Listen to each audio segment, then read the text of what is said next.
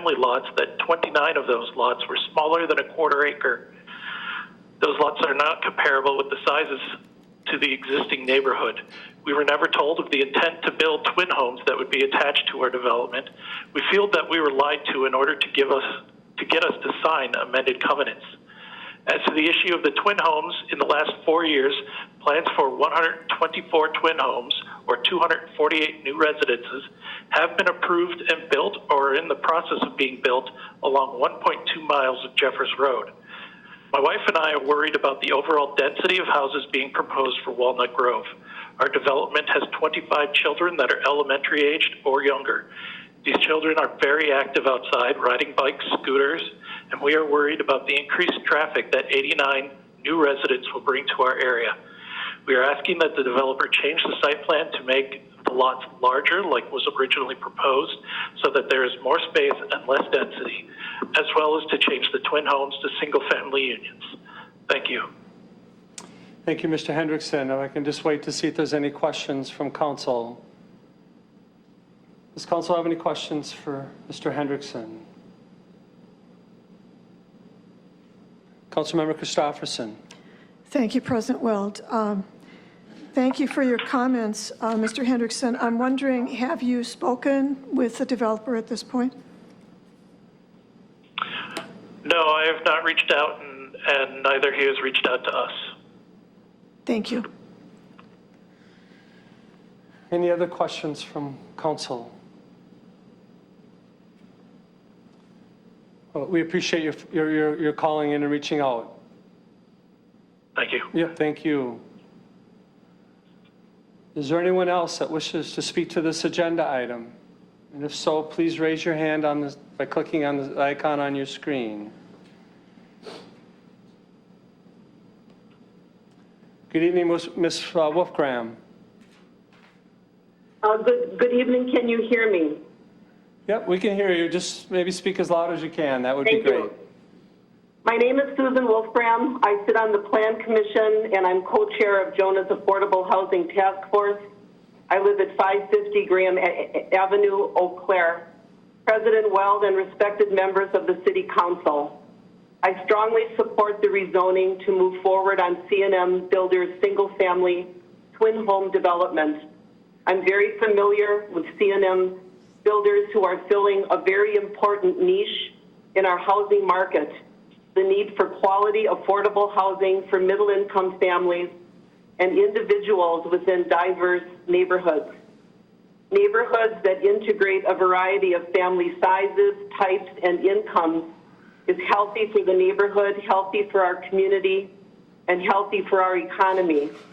On the spectrum of affordable housing is the need for single-family home ownership opportunities at an affordable price point for our middle-income families and individuals. As Cody noted, at the $175,000 beginning base price for a twin home, the monthly mortgage payment, including homeowners insurance and private mortgage insurance, would be $756. If you allow for utilities, the monthly housing expenses could easily be $900 a month. A household at 60% of our county median income, which is approximately $55,700, and 60% of that would be $33,420, is paying 33% of their household income for housing if those costs stay under $919 a month. I encourage you to vote yes and support the rezoning to move forward on the single-family twin home development. Thank you. Thank you, Ms. Wolfgram. Let me just see if there's any questions for you. Any questions from council? I don't see any. Thank you for phoning in. Thank you.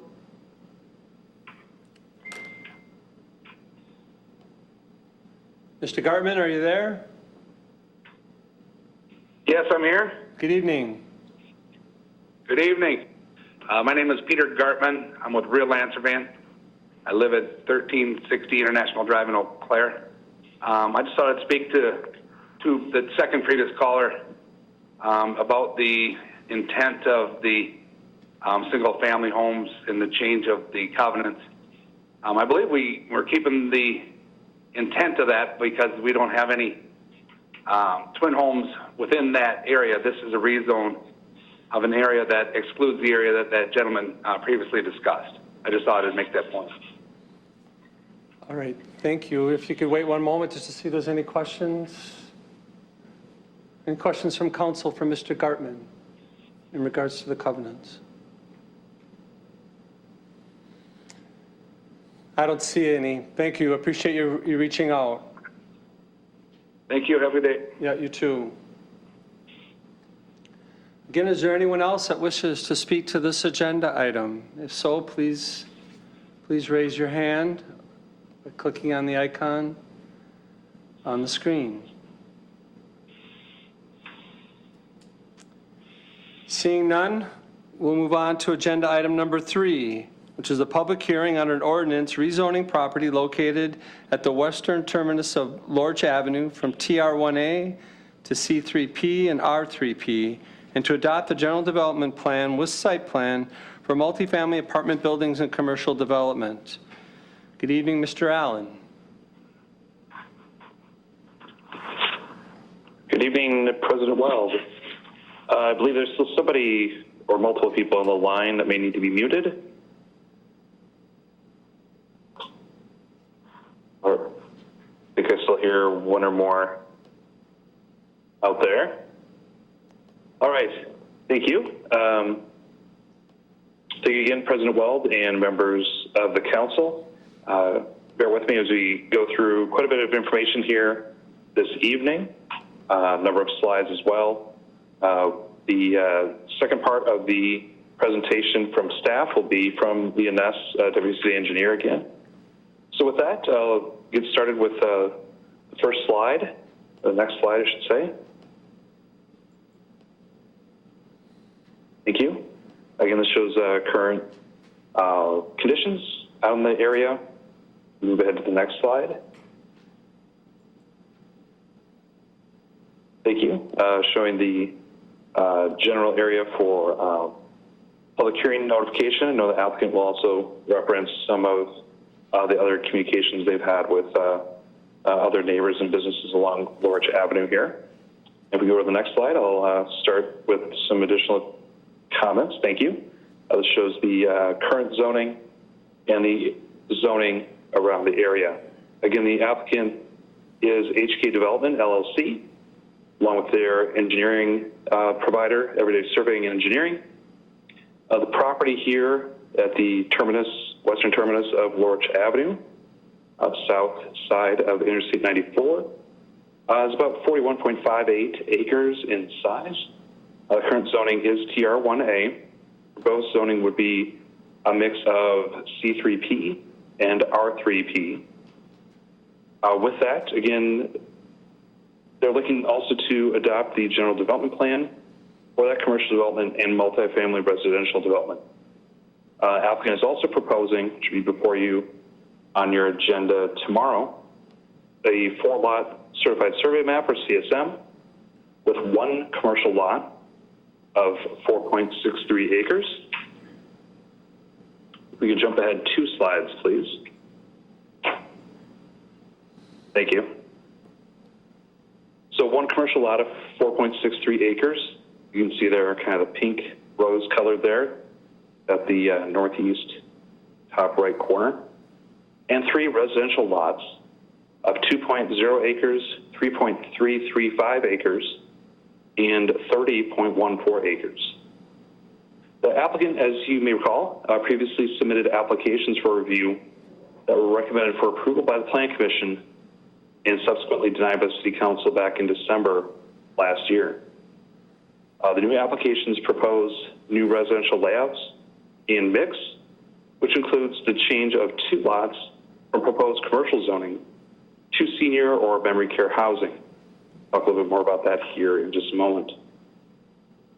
Rather than the previously considered 3 commercial lots with a mix of uses, the applicant now proposes only 1 commercial lot, that lot 1, as I've already noted here, the pink or rose color there. This lot is proposed as a 90 to 100 room hotel. The applicant does note that no formal commitments have been made as of this date. Lots 2 and 3, immediately to the west of there, were previously proposed as a mix of commercial uses. Those are now being considered for senior living, memory care, or community-based residential facilities, or CBRFs. However, again, in this case, no formal commitments have been made yet, but if constructed as proposed, the applicant has noted they would consist of one building per lot with 30 to 50 rooms each. The proposed but large residential lot, which is lot 4 to the south, would have approximately 13.82 acres of developable area. We can jump ahead 2 slides, please. Thank you. This shows the overall layout of the proposed Jones development plan. The new proposal is being submitted, let me back up just a moment. 13.82 acres developable area, and in that larger lot 4, and preserving approximately 16.32 acres as passive open space along Lowe's Creek to the south. This new proposal is submitted as 9 buildings in 6 phases. The first 3 phases, with 1 building per phase, would include 60 units per building, so approximately 180 units. The units would consist of studio, 1 and 2 bedroom units, along with some that would have direct entry. Also new in this submittal, the applicant states that 10% of the total project, or approximately 23 units, would be allocated to what they label affordable and workforce housing units. This would be aimed at renters with incomes of 60 to 100% of area median income. Half of those would be the 60 to 80%, and the other half would be 80 to 100% AMI. Future phases are proposed to transition downward in density, with phases 4 and 5, buildings 4 through 7, built as 10-unit buildings, again immediately to the west of these first 3 60-unit buildings. And phase 6, buildings 8 and 9, at the end, the western end, being more traditional fourplexes. The density has also slightly decreased from the original or previous proposal, I should say, down to an even 16.5 units per acre versus 16.56 units per acre previously.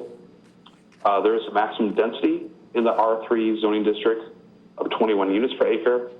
So the general development plan as proposed does appear to be in compliance with density standards. To kind of bring us up to speed and bring us up to date here on transition from the denied application and what you see before you here this evening, the zoning code does state that a petition for rezoning or rezoning application may not be resubmitted for a period of 1 year if it is, quote, in substantially the same form. However, due to changes in lots 2 and 3 as noted, the density and building type transition of lot 4, the larger lot, and further information provided with regards to traffic and surrounding land use compatibility, staff does find the application before you this evening in compliance with that code section. With regards to the comprehensive plan, I hate to bounce around here, but if we go back 3 slides.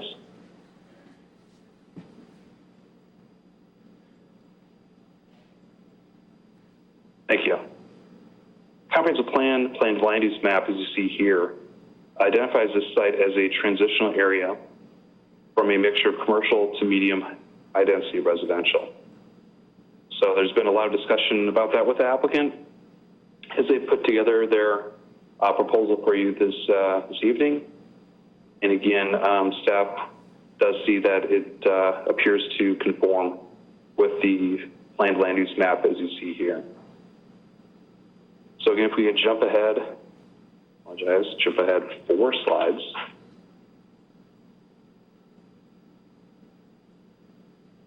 Thank you. The applicant, again, is requesting a plan development, so the general development plan is attached with this rezoning request, due to what they call a possibility that 1 or more buildings may exceed the following. the allowable building height, which is 45 feet in the R3 zoning district. That, again, I may defer to the applicant to explain a little bit more in detail. But those first three buildings on the east side, as this shows, or tries to show, the topography in the area, it is possible, that's why it's listed as a possibility, that final grades may make the southern exposure towards Lowe's Creek of those buildings exceed that 45 feet from grade. Also, possibility that may exceed allowable impervious surface coverage, again, trying to preserve the open space along Lowe's Creek. You can see there is a mix of surface parking, as well as you can see some connections on those first three buildings to some underground parking as well. As well as, finally, may exceed the reduction in 40% front yard green space for the multifamily residential design manual, meaning the parking or developed area in the front yard along this extension here of Lorch Avenue, again with that surface parking, may exceed that 40% open space. So those are the three proposed possible deviations from the underlying zoning district that are being requested through the general development plan. So a lot to consider and review, digest here, and I'll move to the next slide and turn it over to Deputy City Engineer Leah Ness once again. Actually, two more slides, apologize. Thank you. Good evening, Thank you, Leah. Mr. Allen. Ms. Ness? Thank you. Thank you. I wanted to start out by talking about the traffic. In February of 2020, an initial review document was submitted to the city and the DOT for our review. This is a document that identifies the scope of the traffic impact analysis. Comments were provided back to the consultant, and an abbreviated TIA was received in April of this year, and it's currently being reviewed by the DOT. The TIA looked at the operations at the intersection of State Trunk Highway 93, which is owned and operated and maintained by the DOT. Based on the phasing of the project, the TIA looked at on-site and off-site trip generations and analyzed traffic in the years 2023 and 2035. The initial build that is proposed will add 110 to 150 trips during the peak hour. So if you break that down, that means about 60 vehicles will be entering and exiting the intersection during an hour. So about 2 additional vehicles per minute are being added to the intersection in the year 2023. When looking at the full build volumes, the additional traffic added to the intersection for the proposed development will range from 240 to 390 vehicles in the peak hour. Again, that equates to approximately 4 to 7 vehicles being added to the intersection of State Trunk Highway 93 and Lorch Avenue per minute during the peak hour.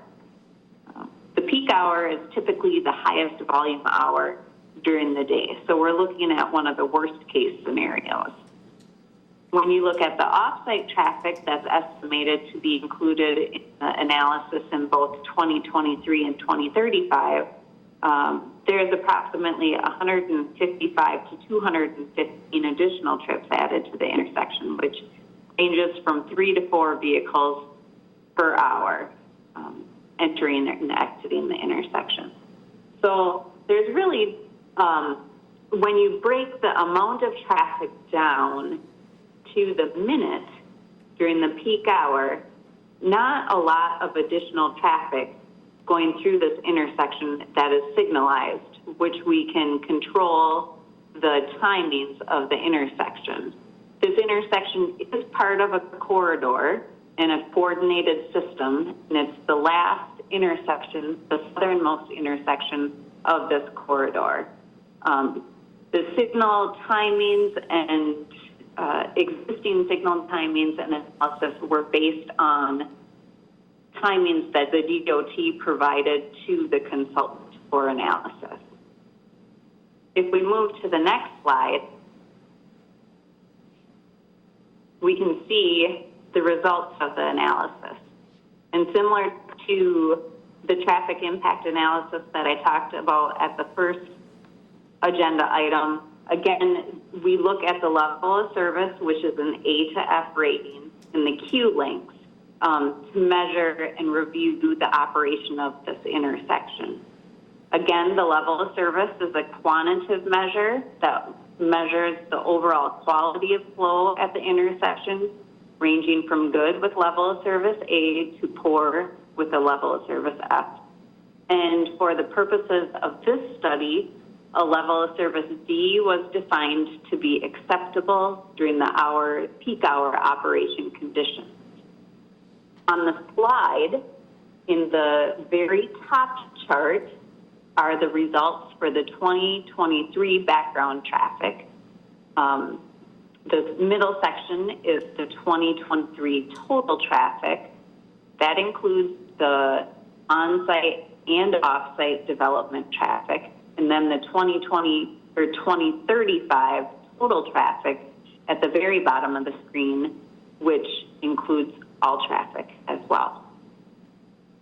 Looking at the very top, we'll focus on the eastbound approach, and you can see that level of service D with some level of service D is occurring for the eastbound approach in 2023 with the eastbound queue of 165 feet for the left turn lane.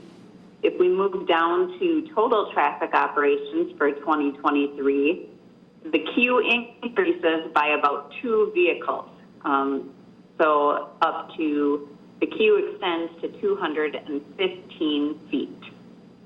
When we go to the total build-out, total traffic year in 2035, the eastbound queue is estimated to be 370 feet.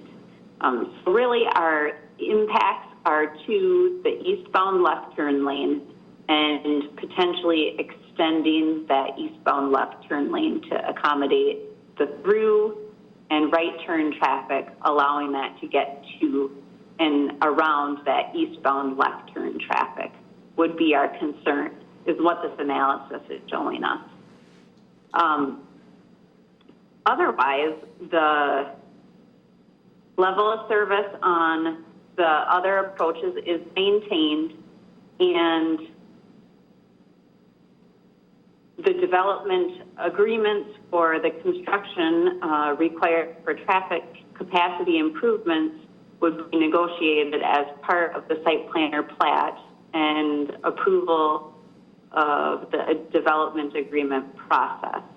And again, those recommended improvements are the extension of that eastbound left turn lane. The city is anticipating on improving Lorch Avenue in a CIP project to take that rural cross-section of the existing road and have curb and gutter along the street and sidewalks. East of the proposed project, it is that rural cross-section that will be upgraded, and it would require a full reconstruct of the street with the curb and gutter and sidewalks along it. Therefore, the extension to the west, the proposed cross-section within the proposed development, we are requesting that it be a city street cross-section and curb and gutter. If you can go to the next slide, please. I'll review some of the utilities as well. The existing water main in the area is of adequate size, as is the sanitary, and the depth of the sanitary for the majority of the development. When you get to the far west end of the development, the site may need a lift station. stormwater calculations for the proposed development need to be provided, showing that the stormwater detention facilities and storm drain piping is adequately sized. And the grading, there may be some 20% slopes that would need to be coordinated through the city and the West Wisconsin Regional Plan Commission. Otherwise, working with the developer and the developer's consultant related to the traffic, they did take into account off-site development, which was shown on that first slide when we were looking at the traffic. The proposed residential west of the site that we are looking at tonight was included in that 2035 traffic analysis, as was the off-site development that was proposed with the Fleet Farm and Fleet TIA that is on the east side of Lorch Avenue. That proposed restaurant traffic is included in the analysis, as is the hotel and restaurant expansion that is next to the Florian Gardens and Action City area. That's what I had for traffic and utilities, if there are any questions. Thank you, Ms. Ness. Is there any questions from council in regards to agenda item number 3?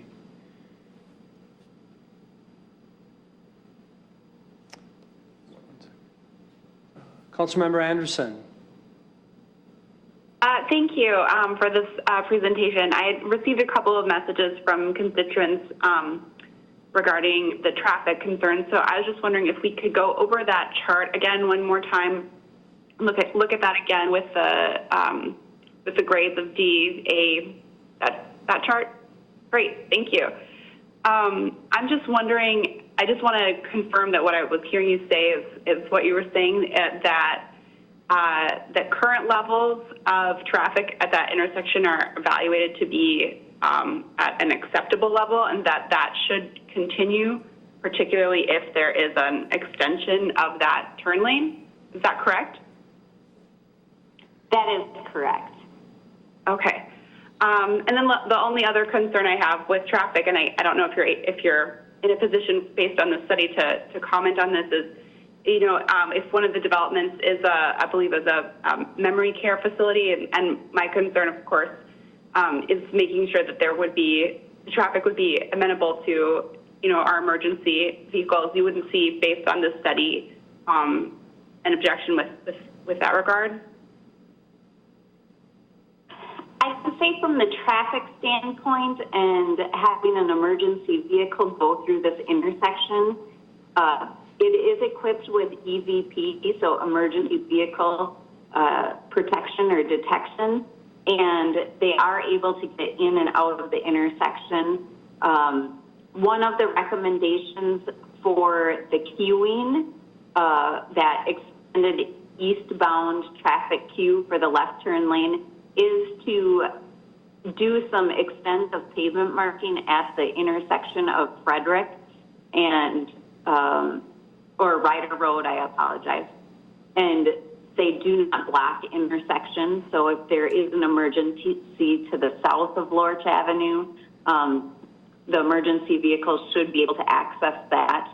I do not see any blockages going westbound on Lorch Avenue, and then exiting, as I had mentioned, there is the equipment at the signalized intersections would allow the emergency vehicles to get through, as well as their sirens and lights that they would normally have on if needed. Okay, thank you very much. Councilmember Christopherson.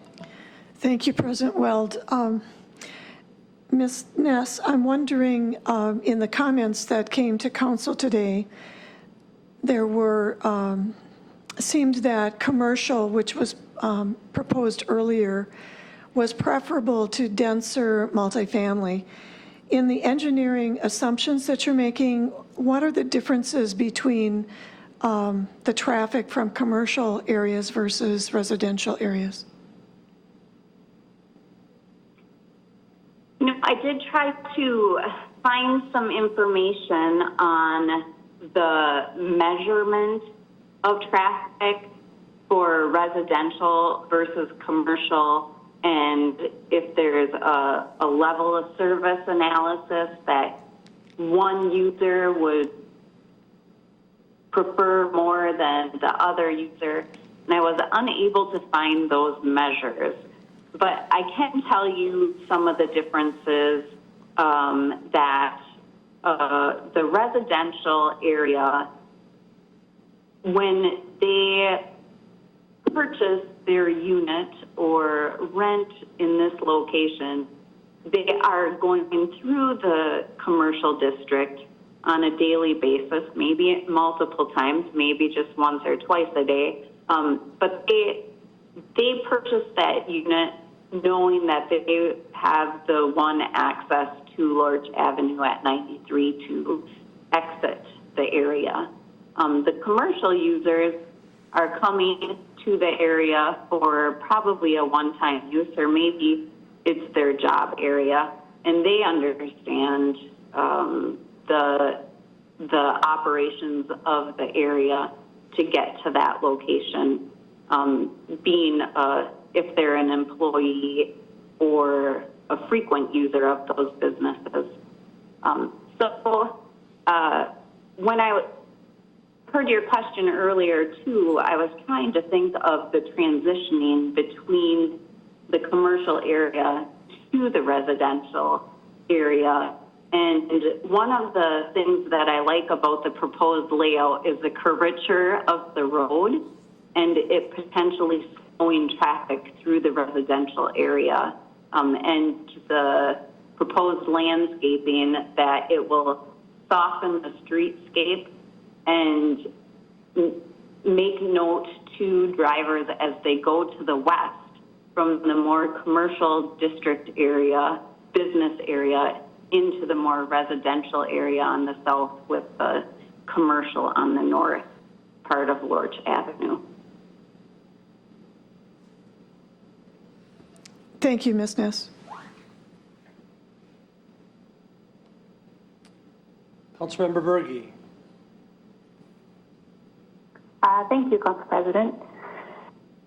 My question from Ms. Ness is, you had mentioned that the TIA is being reviewed by the DOT, and maybe I'm just wondering what happens to their, or if they have feedback, how does that get folded in, and what does that look like? If they have comments on the TIA, specifically, they'd be looking at the analysis and making sure that cycle links and the information that the consultant had input into the analysis meets their desires and their expectations.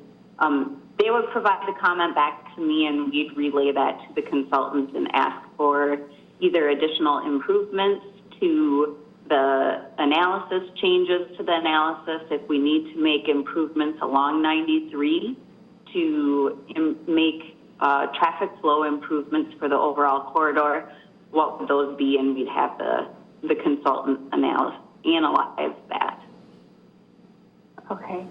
And so they would have to make those additional improvements at the DOT, or if you agreed with the DOT and what they would think should happen. That's correct. With the analysis that is shown right now, the level of service of C or better is maintained on State Trunk Highway 93. So I wouldn't anticipate that the DOT would have additional changes or recommendations, but I have not received response from them yet, so I don't want to speak on their behalf. Yeah. Okay, thank you. Thank you, Councilmember Berge. Councilmember Beaton. Thank you. Apologies if you've already mentioned this, Ms. Ness. We were breaking up a little bit on my end, but could you go over the pedestrian infrastructure on Lorch Avenue? I don't believe there's sidewalks. Can you clarify? And has there been any studies on the safety of increased pedestrian traffic on this road? The existing cross-section of Lorch Avenue is a rural cross-section with no sidewalks at this time. With the anticipation of this development and the need to make improvements on Lorch Avenue in the near future, the city is including Lorch Avenue in an upcoming capital improvement project, which would bring this rural cross-section up to an urban cross-section with sidewalk and potentially a multi-use trail, looking at either having on-street bike lanes or having that multi-use trail connection to the residential area. Within the development, there are many proposed trails, and looking at that, with the future site development and the site plans coming through, we can look at additional pedestrian traffic crossings and locations along Lorch Avenue because there are not very many intersections, but maybe they'd be more applicable at driveway access points where we could do some calming as well as needed with bump outs or raised crosswalks or things of those natures. Specifically to pedestrian analysis, we have not done any pedestrian analysis out here with counts. There may have been some pedestrians included in the TIA counts, but I'd have to go back and take a look at that for you. Off the top of your head, do you know the year that the project is planned for in the CIP? I do not know, no. Okay, thank you.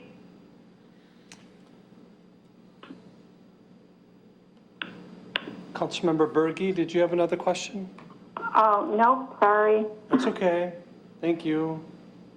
Thank you, Councilmember Beaton.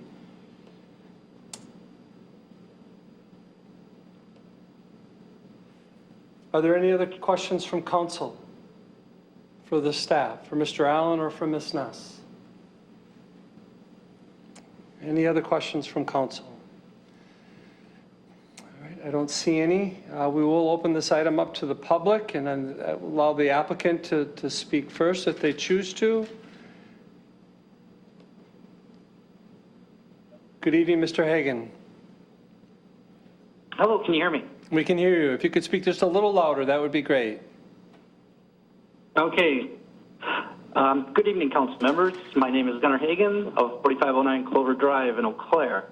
I'm one-third owner of HK Development.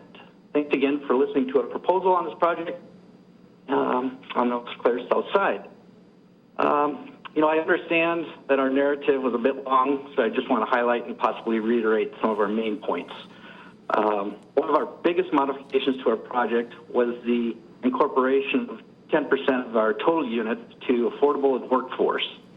After meeting with Judy Mosley and Susan Wolfgram of the Jonah Affordable Task Force, we contracted a new architect out of Chicago that could help with designing buildings that would assist in modifying our rent structure to allow for this affordable and workforce housing. Of which, 5% of those will allocate to the incomes of the 60% AMI and an additional 5% for the 80 to 100. This allocation was even better than what city staff recommended as workforce housing of that 80 to 120. And then as far as allocating those percentages, we're going to start with phase one and allocate it across the whole project to provide diversification in all the buildings with mixed incomes. We just don't want to segregate anybody into one building. We just kind of want a little bit in all the units across the board, since this seems to be the trend of multifamilies across the nation. Moving on, another modification that we had was the 16 acres of park space we're dedicating that'll have building restrictions on it, which we won't be able to build on. So the tenants of all the residents and even lots 2 and 3 will have access to. Lots 2 and 3 will have direct access from the north down to them. And since we've changed lots 2 and 3 from C3 to R3, the change will help lessen the density moving east, or west, I'm sorry. Then I guess as far as to address the potential developments on lots 1, 2, and 3, you know, we've spoken with interested people, but nothing has been confirmed, nothing put in writing, because we just need the necessary zoning for somebody to put pen to paper and commit to putting something there. And then, let's see, and, you know, just moving forward, the economic impact that this project will bring to Eau Claire, you know, we're estimating it to be 40 to 50 million total build out, which could bring approximately 1.2 worth of annual taxes to the city. This amount would put, you know, us within the top 5 taxpayers behind Mayo and Menards. Furthermore, millions will be spent locally on added renovations, repair, possible hotel tax, and residential spending, and not to mention added utility revenue. I guess we've covered multiple times with the concerns of traffic, but with the traffic study and the phasing, we feel that there are no big issues at this time. Our engineer, Mark Erickson, will go into more depth on that. And furthermore, we've spoken with Deputy Chief Alan Bertrand, who stated at this time there's no big concerns, but once we get into site planning, we'll have to meet again. And then lastly, you know, we've spoken with the adjoining westerly neighbor. We've extended an olive branch to purchase his land, but of course it was not accepted. Meanwhile, you know, if the concern is building on DES, you know, if somebody wants to come in and buy that, you know, they're more than welcome to. You know, we've included the traffic study for up to 180 units on his property, so it's not like we're cutting him off. I guess in addition, you know, we're just trying to look at what our project is. You know, we're currently in the city. It's my understanding that the westerly neighbor isn't petitioning to be in the city. So I guess just need to concentrate on what's in front of us. In closing, I feel this is a great project and it will add a great value to the city.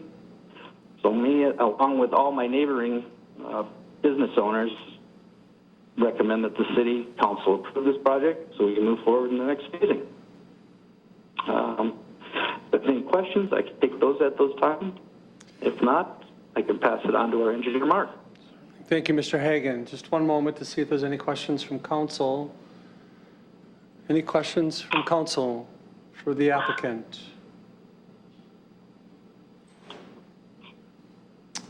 I don't see any. Well, excuse me one second. Councilmember Berge. Thank you, Council President. And thank you, Mr. Hagan, for bringing forth another project. It's nice to see that. I was just wondering if you talked to the county park at all in Lowe's Creek, if you communicated with them, if they had any feedback on your project. Yes, I spoke with the park director, and at that time, his comment was just to let the city work it out. They didn't want to really get involved. Okay, thank you. Thank you, Councilmember Berge. Any other questions from council for Mr. Hagan? I'm not seeing any. If we have any other questions, we'll get back to you, okay? Thank you, Okay. Mr. Hagan. Mr. Erickson. Good day, folks. This is Mark Erickson. Can you hear me fine? Yep. Yeah. I'm going to turn down my speaker so I don't get a reverb here. I apologize. Folks, thank you very much for reconsidering this project in the proposed development, the rezoning, and the general development plan. I just want to start off with some things that I don't want to rehash too hard, but talk about the park and passive rec of space. We are sitting at nearly a 1-to-1 ratio of passive open space to be dedicated and deed restricted to build on to the actual R3 zoning district. That's always a good thing. I don't know if there's many others in town that can state that boastfully. The other thing that is, and that, like Gunnar and Mr. Allen also mentioned, that will be useful for lots 2 and 3 on the north side of the road, as well as 4. Once again, this has been a change in the rezoning. We are looking to have lots 2 and 3 be rezoned as this project to be R3P from the originally proposed in December C3P. This helps identify that transition from the commercial down towards residential use. As Leah so well defined everything with regards to traffic, I guess I just want to state that we are exceeding the expectations of most developments with understanding traffic on this project. As you may well know, the IR has been done, initial review, and then proceeded to move forward with the TIA. Those 2 elements are relatively and commonly dealt with after approval has been made. With regards to traffic, you know, the thing about the study at full build out in 2035 is it does not show any, and Ms. Ness could correct me on this, doesn't show any modifications or improvements to Lorch. It is as it stands today, which would generate that queue distance.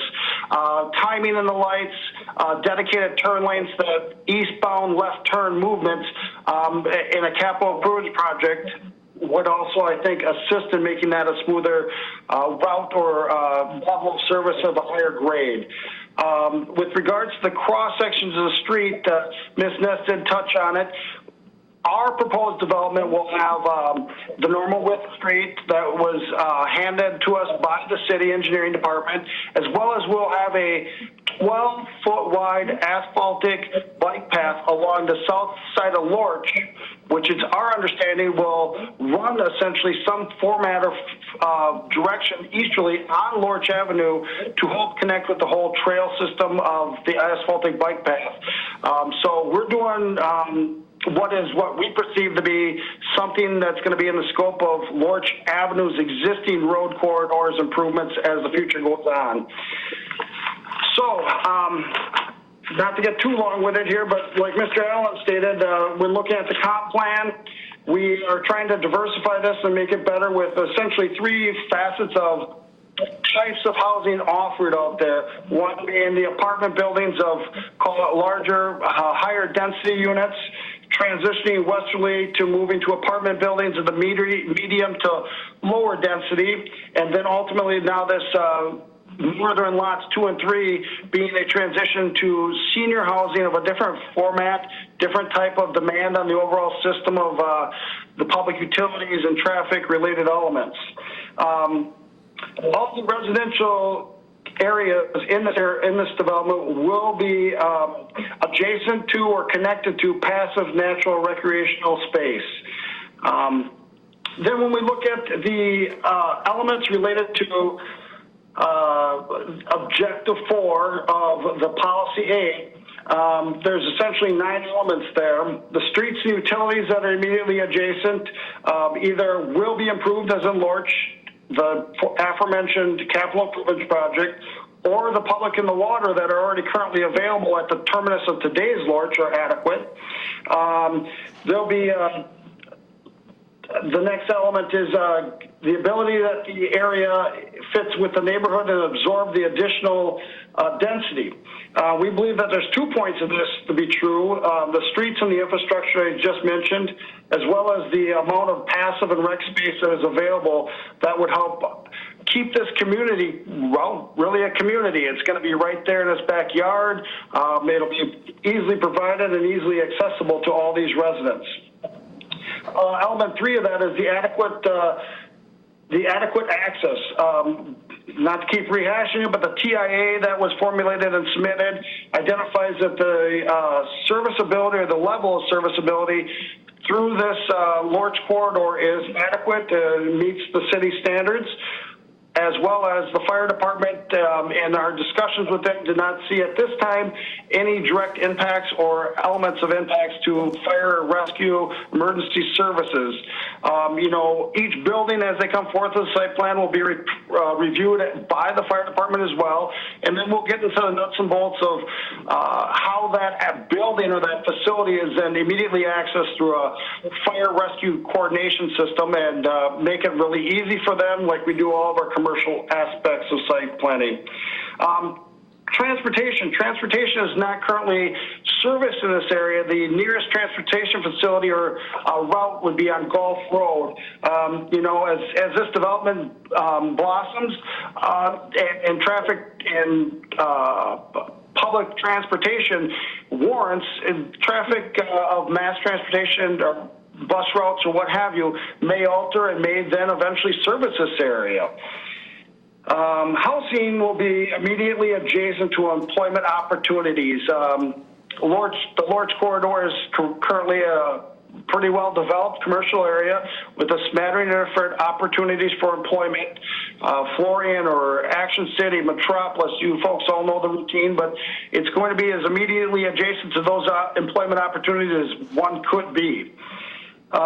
When we talk about schools, we are close to schools. We're not on top of schools, but we're in the close proximity of schools. This development is close to a lot of the schools and several of the other developments south of 93 or even south on 53.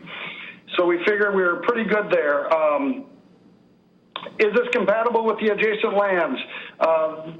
We once again believe it is, as well as when we move from east to west on the site, we're trying to mimic the comprehensive plan and lessening the density, the massing, the scaling, the overall hugeness of the site, if you would like to call it that.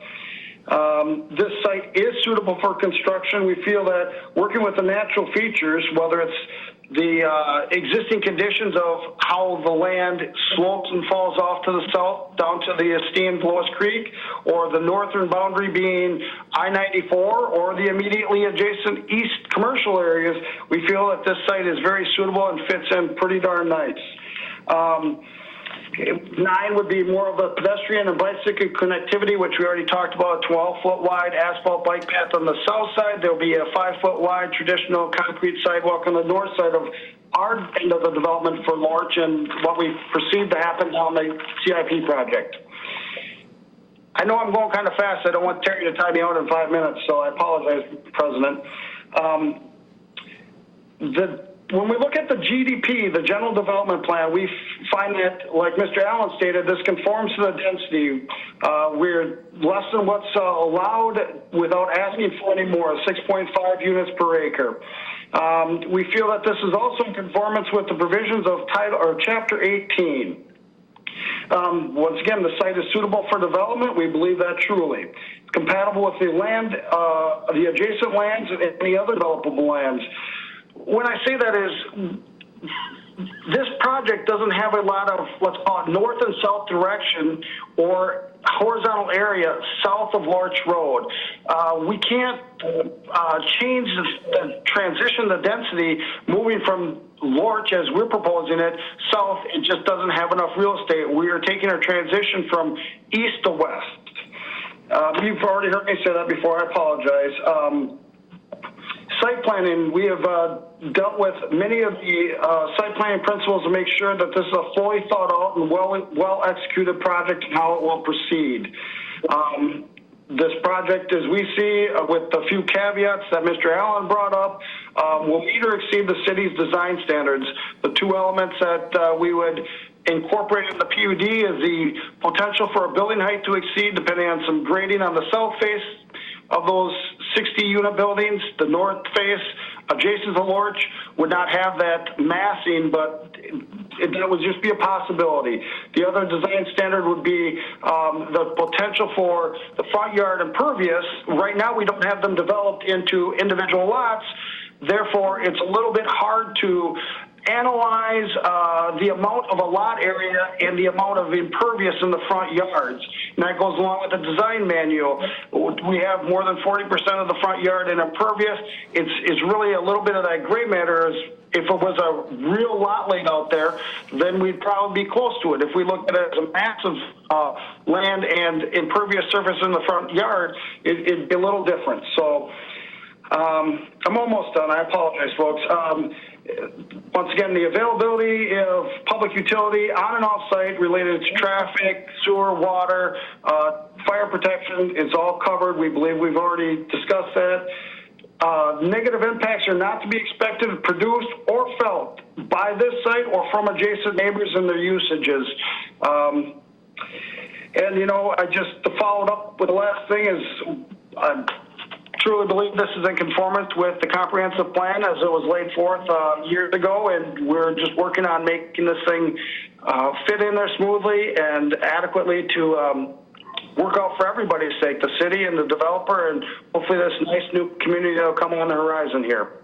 Thank you for your time in this decision, Council, and if you have any questions, I'll be on. Sure. Thank you, Mr. Erickson. Let me check with Council to see if there's any questions. Any questions from Council for Mr. Erickson?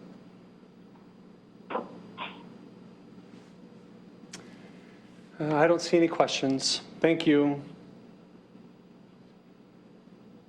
All right. If no other questions from Council in regards to the applicants or the staff, I will open it up to the public for discussion.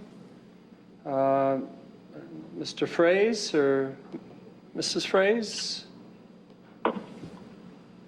Mr. or Mrs. Fraze?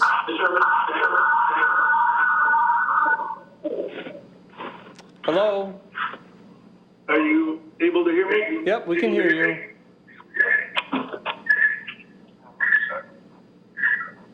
Mr. Fraze? Yes, can you hear me now? Yep, we can hear you fine. Go ahead. Okay, thank you. My name is Dean Fraze. I live on Highway 53, 7155 Highway 53. I'm getting a little feedback here. I'm going to see if I can figure it out. But are you guys hearing me all right? We're hearing you fine, yep. Okay, I'll just deal with it. So I see the slide is still on there that I wanted the committee to see. I'll give you a little description here. The blue portion, of course, is the development question, and the westerly end of that, the brown field, is my property. The blue square, it looks like half of that is usable, and the bottom half is well, I've been there since I was a kid, but it's pretty much swamp. So, you know, it shows you the proportions of the land. They're like one joined at the hip. So I hate to see these two lands get, you know, or especially get pinched off. The developer wants, you know, these multifamily dwellings in there, I believe 3 stories high. Back in December, he proposed to have 280 units, and he revised that to the development we see now, and it is still 280 units. Without lots 1, 2, and 3. Now, lots 1, I saw somewhere that they wanted to be a convention center. And I hate to point out names in that, but it looked like Florian Gardens wants to put a convention center there, which is great, you know. I want to see this land developed just as much as anybody else. But you can see my concerns on the traffic issue. When I believe it was Miss Ness was up there telling her traffic study, you know, a whole lot of numbers and figures in this, but she also said about plenty of times, she said maybe plenty of times, and she said estimate plenty of times. It really, really concerns me on this traffic with all the big multifamily dwellings going in before it approaches mine. The unique layout of the land, the property in question, the development will be most likely developed before mine. So what I'm proposing is, and if the council would, you know, take into question, they're going to do their development in phases. And it looks like after each phase, there's plenty of time to do another traffic study. So, you know, phase one, and I believe lot one will be finished about the same time, and then I don't see why a traffic study could be done at that time. And then so on after phase two, phase three, and so on. Because right now I do not think that the traffic analysis has a, you know, they're just guessing. So I'm very, very concerned on the traffic, even though I want to see the land developed just as much as anybody. The affordability housing thing, they can still do that. But I don't want to see the city lose out on taxes either if mine gets pinched off.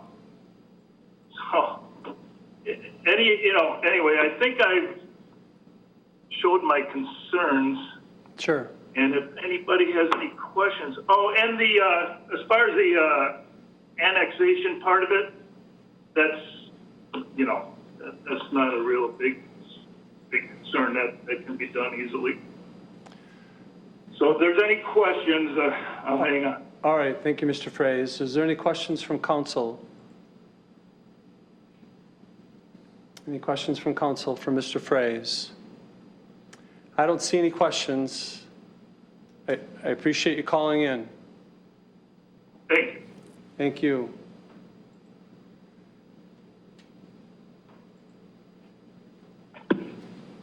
Ms. Wolfgram, good evening. Good evening. Again, my name is Susan Wolfgram. I sit on the Plan Commission and I'm co-chair of Jonah's Affordable Housing Task Force. I live at 550 Graham Avenue in Eau Claire. President Weld and members of the City Council, I strongly support the rezoning of properties requests from TR1A to C3P and R3P and the other asks. I had originally voted no at Plan Commission on December 2nd, 2019, premised primarily on two things.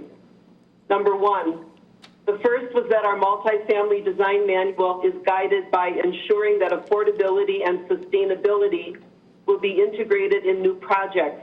There has been no real commitment to affordability in the first presentation. The second, related to the first, is that in this area are many low-wage part-time workers. Fleet Farm, Action City, Florian Gardens, Metropolis Hotels, Gino's Pizza, and others. These workers are priced out of housing near their workplaces, many spending 40 to 50% of their income on housing. I was not able in good conscience to vote yes without a commitment to a certain percentage of workforce housing units.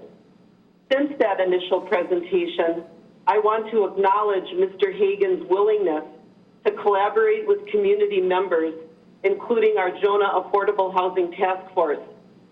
Mr. Hagan worked hard at finding a way to commit 10% of his units to workforce housing, targeting renters earning 60 to 100% of the AMI and making a contribution to meeting the need of workers in this area to our community.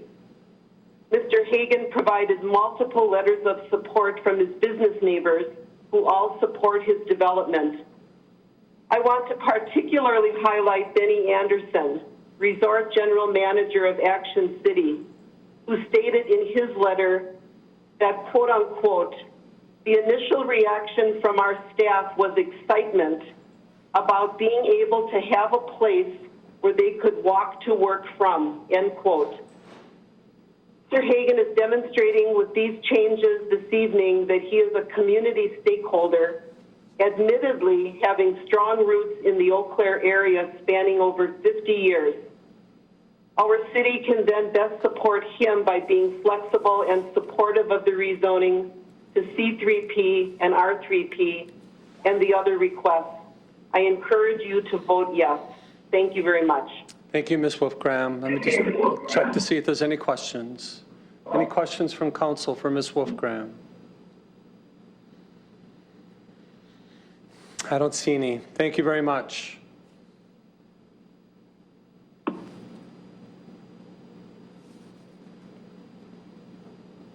Mr. Erickson, did you have something you wanted to add? Good evening again, council members.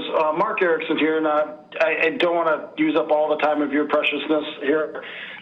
I guess a couple things to just address more thoroughly and formally with the adjacent westerly property owner and make clear.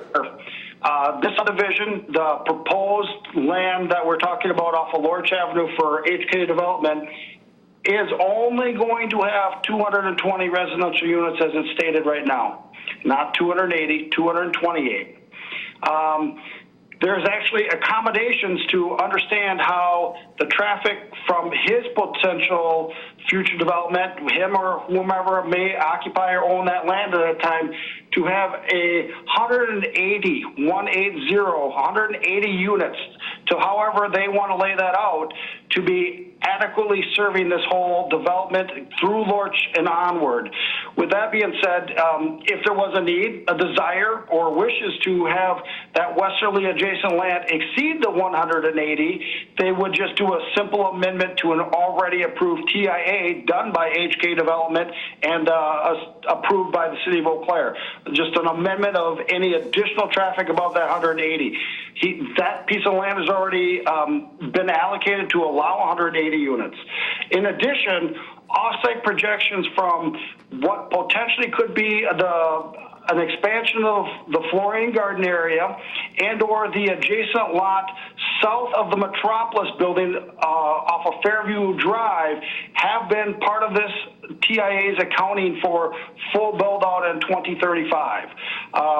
So we are taking a good, I don't want to call it a guess, an engineering evaluation of how traffic and or the build out will be in that time period of 2035. So I just wanted to bring that back up. The last building as the forecasted schedule for HK Development to have happen on Phase 6 would most likely occur in the year of 2031.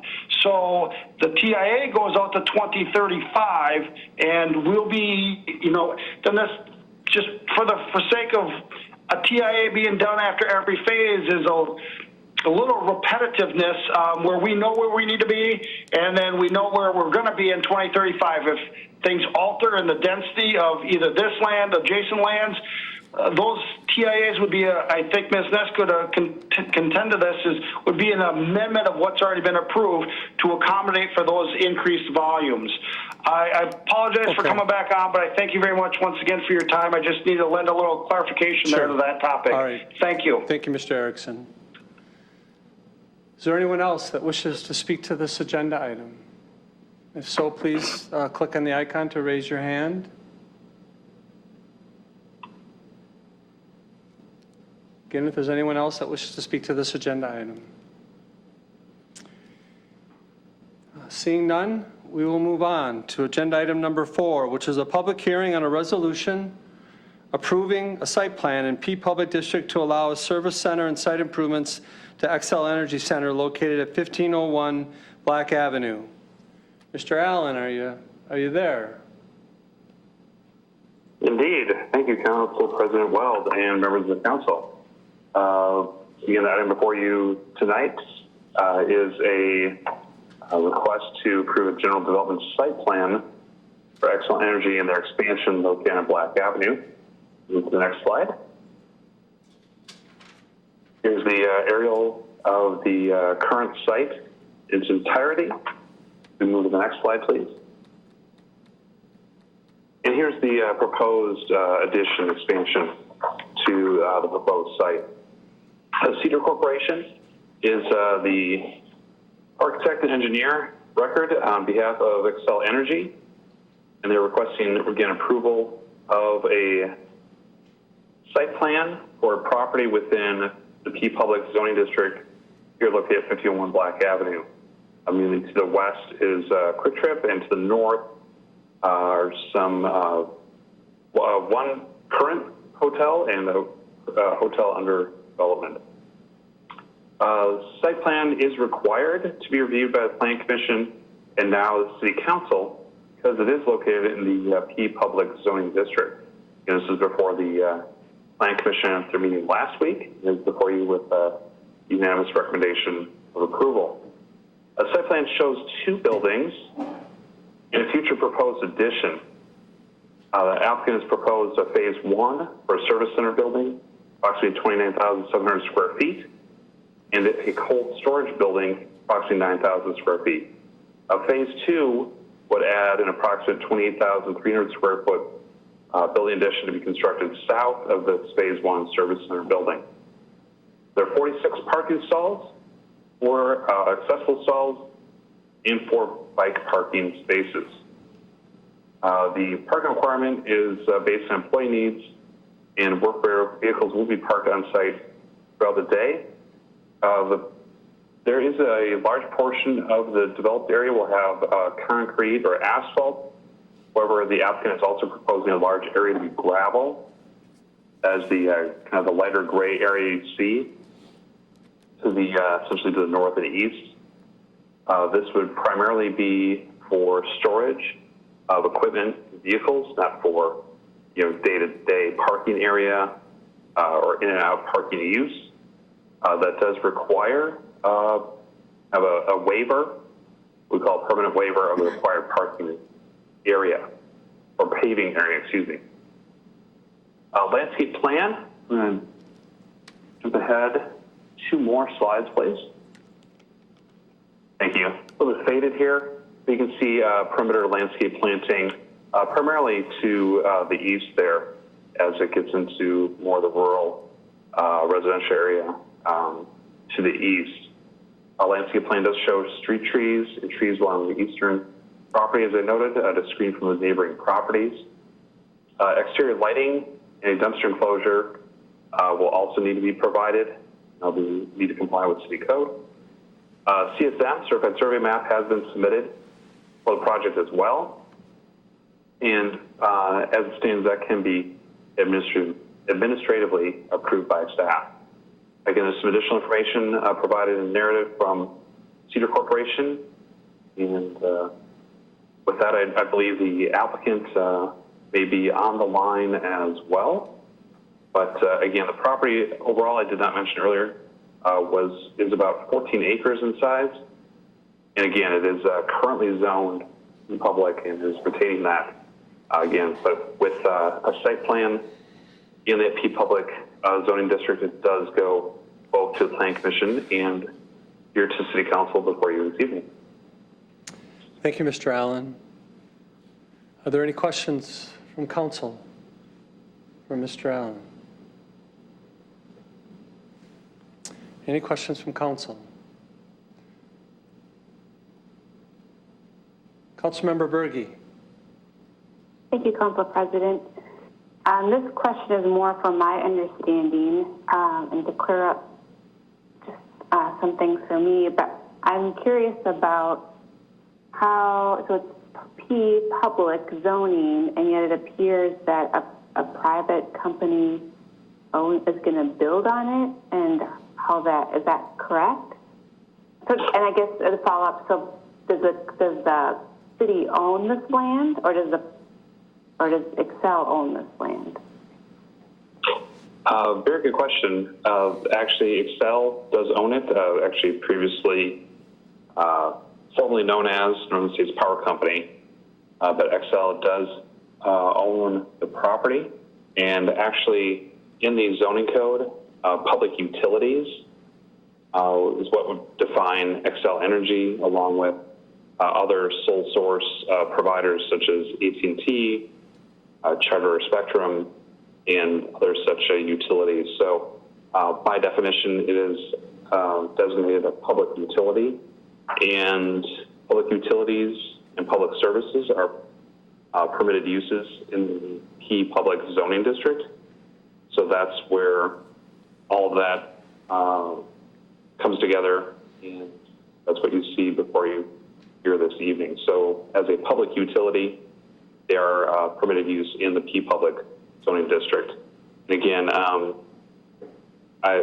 know I've mentioned it to others who have asked a similar question that, again, if it were in a commercial zoning district, for example, typically would just be a site plan before the plan commission.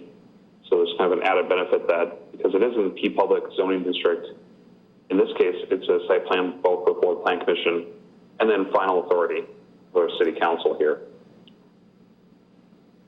Okay, that makes sense.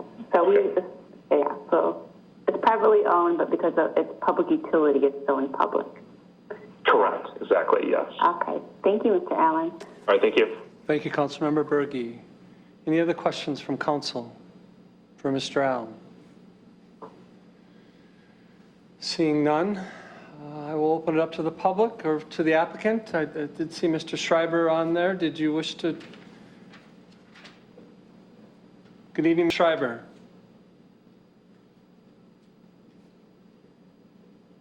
Mr. Schreiber? Can you guys hear it? Yep, we can hear you. Thank you.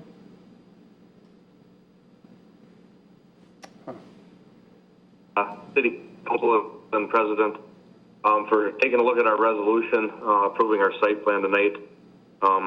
I think Scott did a great job of summarizing the project. I don't really have anything much to add to it. The only thing I wanted to state is we do have our other plans going off to the state authorities for the architectural, as well as we have gotten approval from the Wisconsin DNR for the notice of intent. So our erosion control and our stormwater has been taken care of on that aspect, and we are working with staff to make changes in accordance to what the city requirements are, et cetera. Okay. And I'll stay on for any questions. Is there any questions for Mr. Schreiber from council? Again, are there any questions from council for Mr. Schreiber in regards to agenda item number 4? I don't see any questions. We appreciate you reaching out. Thank you. Yep, thank you, Mr. Schreiber. So we'll open up to the public. If there's anyone here that wishes to speak to this agenda item, please click on the raise your hand icon on the screen. Again, if there's anyone that wishes to speak to this agenda item. Seeing none, we will move on to agenda item number 5, which is a public hearing on a charter ordinance relating to the city council and the reapportionment of the automatic districts of the city of Eau Claire. Ms. Riepel, good evening. Good evening. So the Weiss annexation is on the council agenda for tomorrow. Upon approval of that, we will need to create Ward 79. The Weiss property is in the 93rd Assembly District, and the adjacent city property is in the 91st Assembly District, which means we need to create the new ward. There is one resolution creating the new ward, and then an ordinance adding it to Aldermanic District number 4. The polling place for this ward will be Calvary Church. All right, thank you. Are there any questions for Ms. Riepel from council?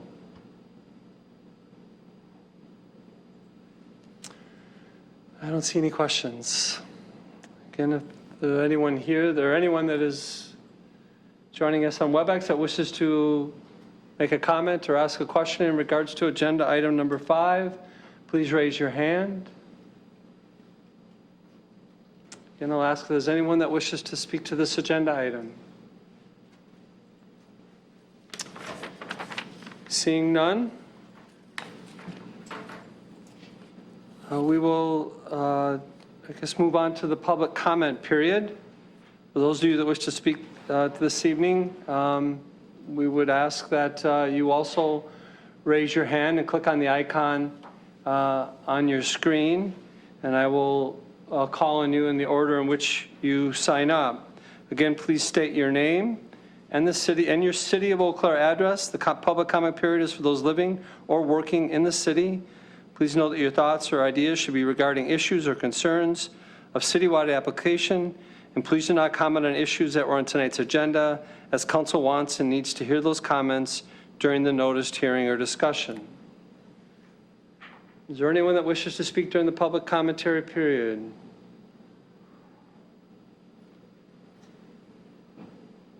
Again, I'll ask if there's anyone that wishes to speak to during the public commentary period. Seeing none, we will close the public portion of this council meeting. And I want to thank everyone joining us remotely and throughout the city. And certainly my fellow council members. I appreciate all of your time and input. If there is no objection, and I'll give you all a second to raise your hand if there is objection from council members to adjourn. Seeing no objection, we are adjourned. Thank you.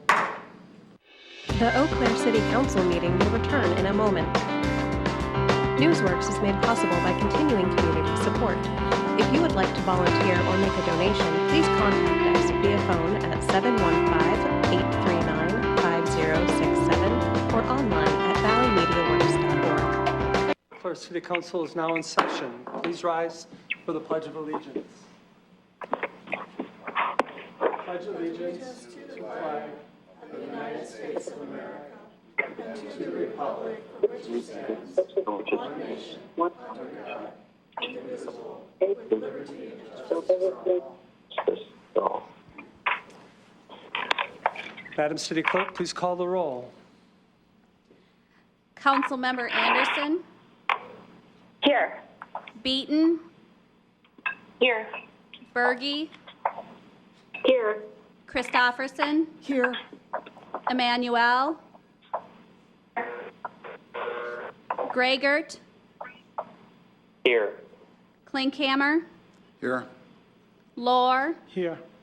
Weld. Here. Worthman. Here. You try Catherine again.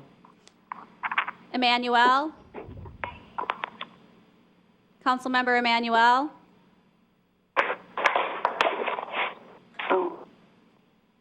I'm here. Okay.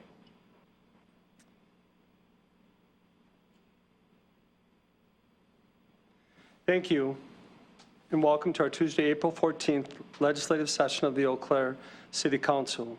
Also, thank you to the residents that joined us last night for our virtual meeting and your comments and thoughts during our public hearings, and all those that reached out to us today. For everyone that is logged in to WebEx for today's meeting, please note that you will only be able to listen, and we encourage all of you to join this meeting with us throughout the afternoon. During our legislative session this afternoon, the council members will be participating either remotely or in person to deliberate and take action on the agenda items before us today. City staff and council members have spent a great deal of time preparing for this meeting, and I have a sincere appreciation for their continued work and dedication to this community. I also want to thank Valley Media Works and their devoted staff for live streaming this meeting. To watch, please visit valleymediaworks.org or visit channel 994 on Spectrum Cable. The first item of business is an update from our city manager, and welcome Mr. Peters to the podium. Good afternoon, Council President Weld and members of the City Council, and thank you for this opportunity to talk a little bit about where we're at and some of the things that we've done in response to the COVID-19 crisis that the community is facing. Tonight we're going to talk just about things that the city has done. And there's a tremendous amount of work that's being done through an incident command system, which the city is supporting with personnel and other resources. The way to stay informed on the actual crisis itself and the things that are being done through that incident command system, which is being led by our health department and the health department director, Lisa McKeezy, is several ways. First, I would encourage people to be looking at the website, which is coronavirus.eauclairhealthdepartment.org. There are also live updates on every Monday, Wednesday, and Friday afternoon at 3:30. And there's also closed captioning for those updates. There's also a call center that's available for people who want information about the community's response to COVID-19. And that phone number is 715-831-7425.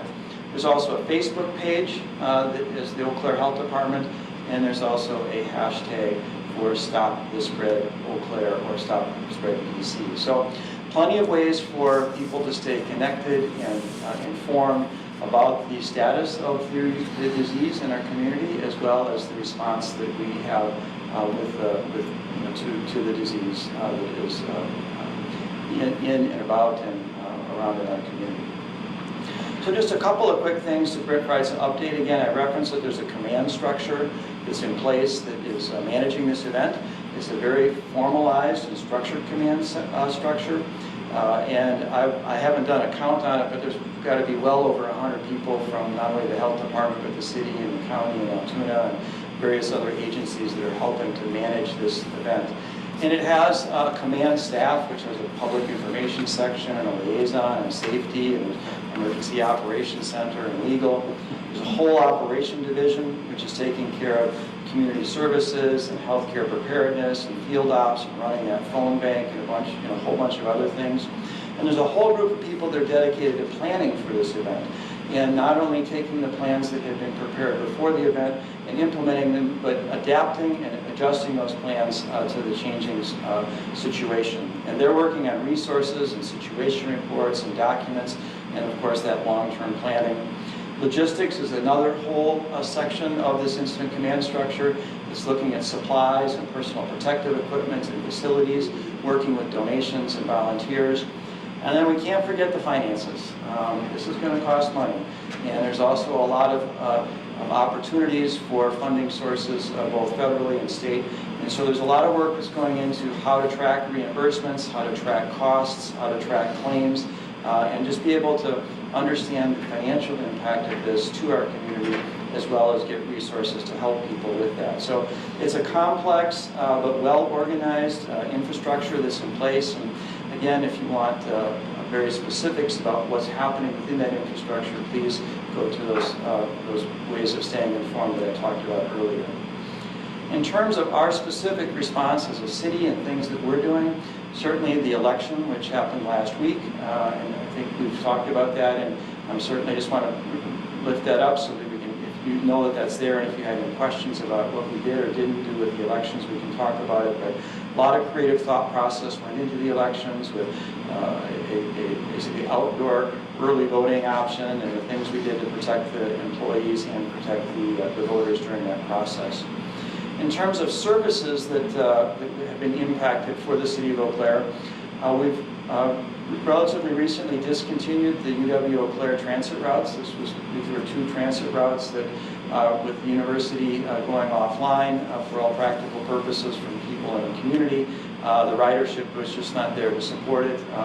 And there's revenue that we will lose from that agreement, but we felt it was the appropriate thing to do to take those transit routes offline.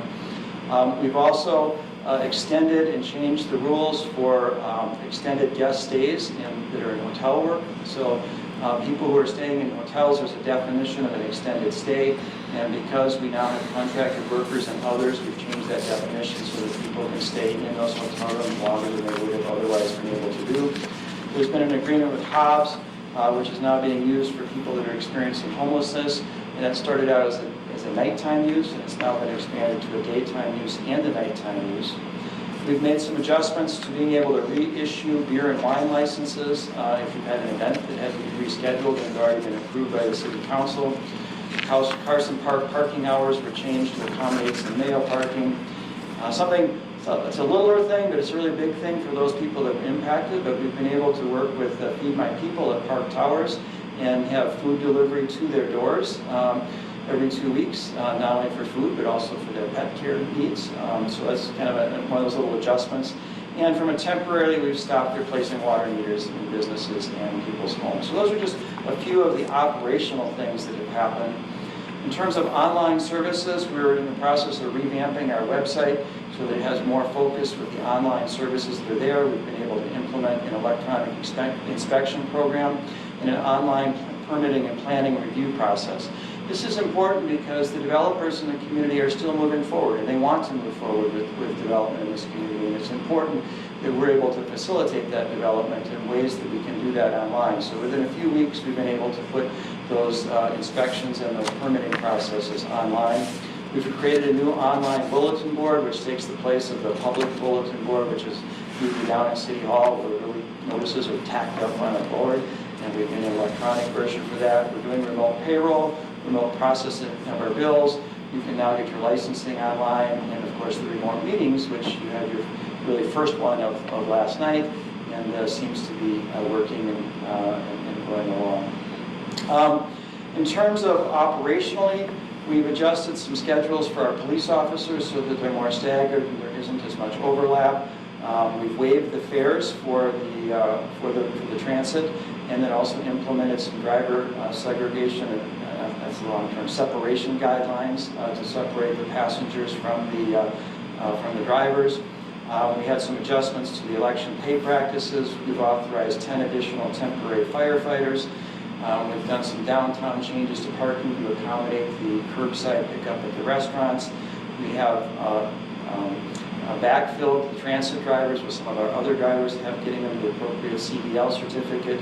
We're doing a lot of extra cleaning of our buildings and our vehicles and transfer center, and we've done a lot of adjustment to alternate work schedules, and we have about 150 people that are working from home. We've also revised our benefit and leave policies, certainly to comply with the laws that have been changing, but we've also provided for some expanded vacation benefits and relaxed the use of that, as well as the times and places that sick leave can use. I think we're one of the few employers that are allowing employees to use sick leave if they have a documented underlying condition. So that's a benefit that goes certainly beyond what is atypical or was in some of the federal or state legislation. But if someone has an underlying condition, they're able to use their sick leave if it's documented.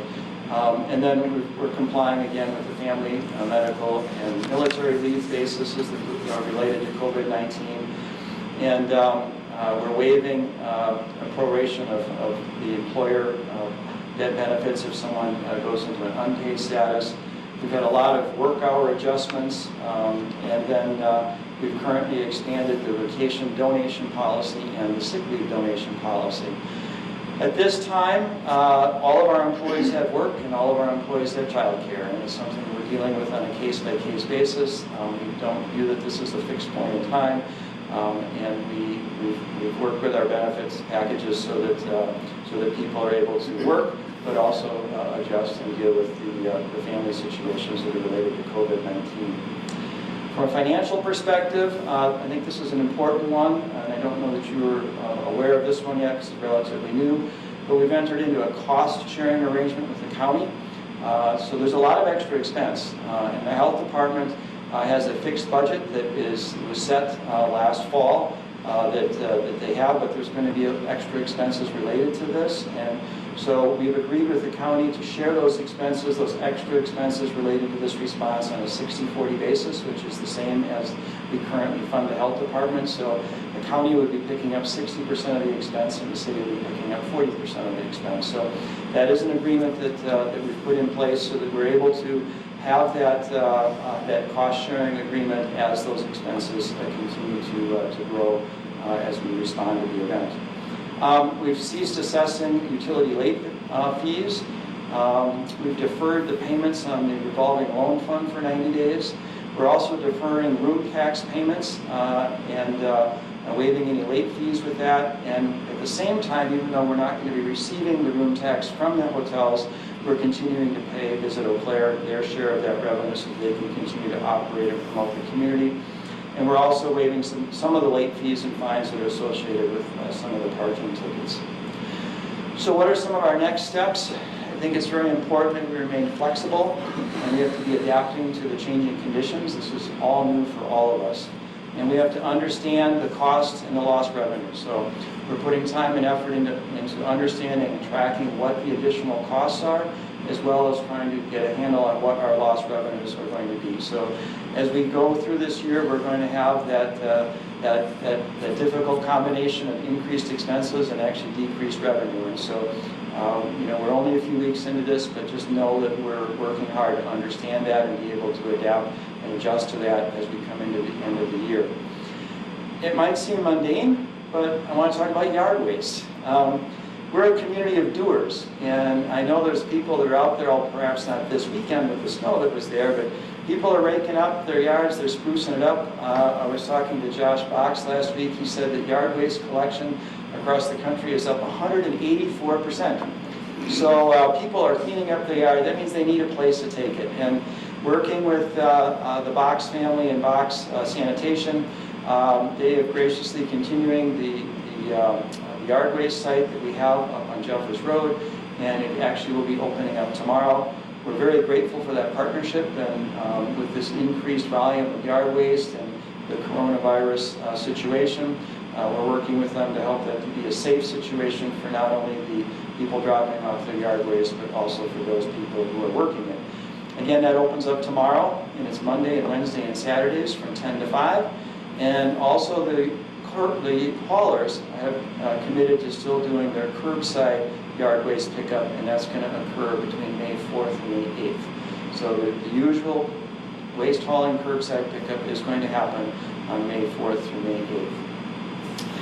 In addition, things that we're working on and looking forward at is development projects. I mentioned before that it's important that we make sure that the developers who are still working to have projects in our community are able to do that. So far, all the projects that have been in the pipeline, working with us directly as a city, are still there, and we're working with those developers so that they can proceed with their development projects. We're also preparing for the peak or the surge, as it's sometimes called. Although cases have been stable, for the last few days, it's still not known whether we have a peak or a surge ahead of us. But we do know at some point there will be an easing of the safer at home order. So there's a lot of preparation, not only within the incident command structure, but within our own organization to be prepared for that surge or peak, but as well as preparing for how we move forward once there's an easing of that safer at home order. There's also a lot of work going into the economic recovery. Coordination is happening, and again, work within the incident command system to talk about how do we ease these safer at home orders, how do we have our economic recovery, and how do we do that with responsible health practices. So a lot of work and thought process is going into that as we move through the crisis. And then just a reminder that our local businesses are struggling.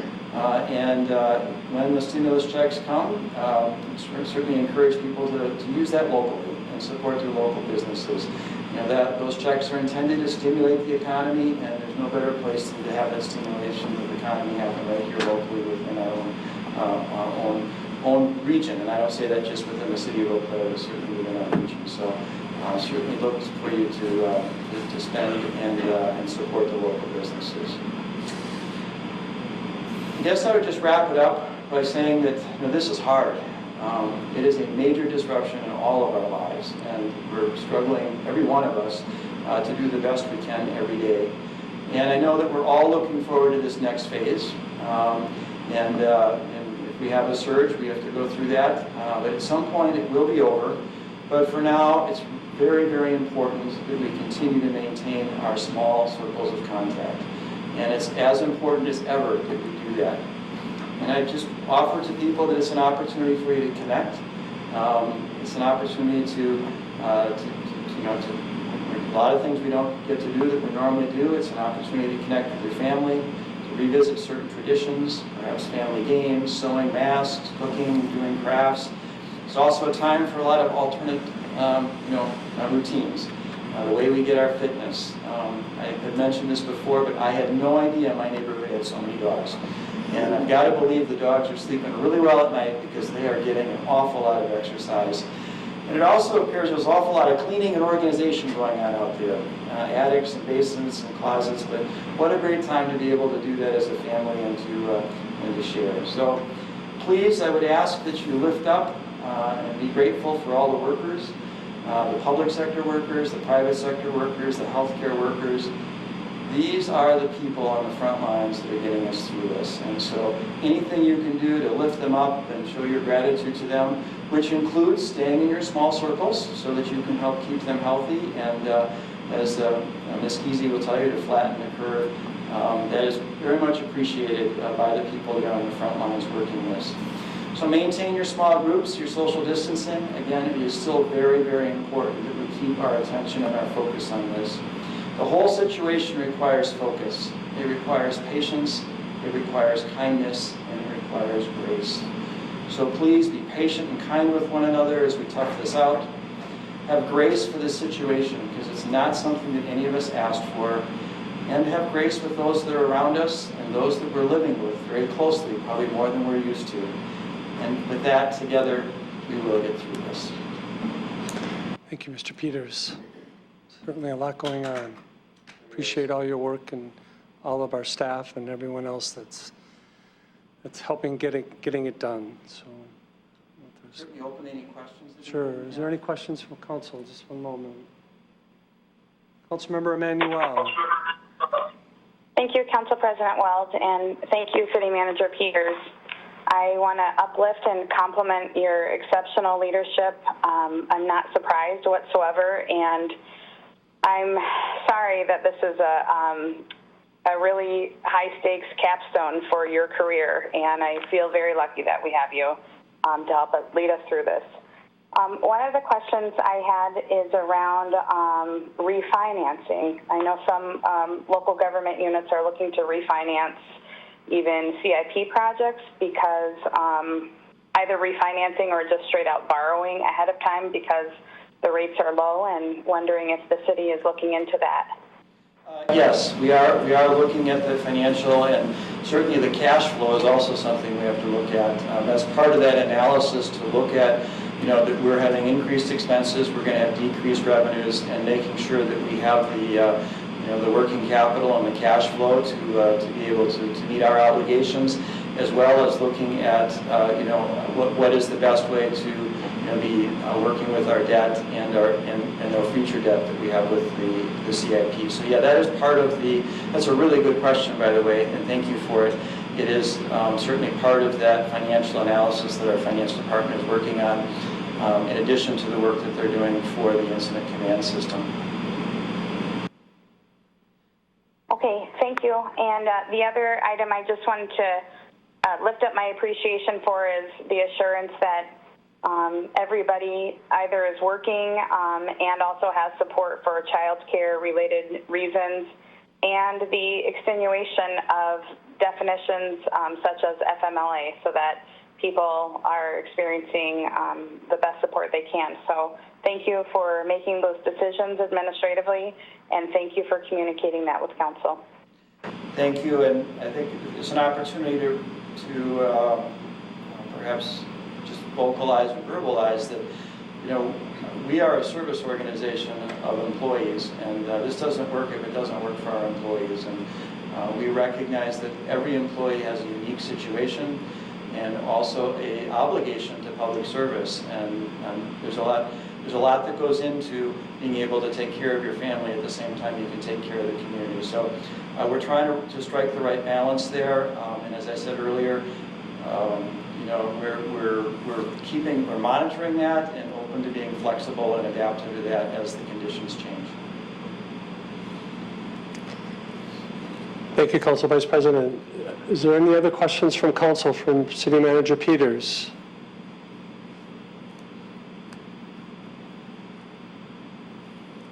I don't see any. Okay. Thank you very much. Thank you. All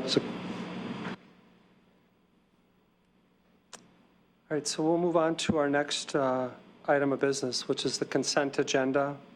Do council members have any questions regarding the consent agenda or wish to remove any item for separate consideration?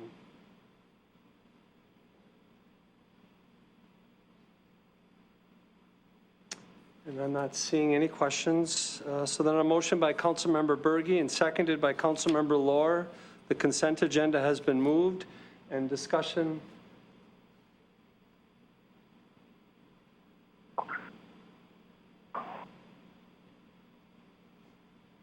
Discussion is in order.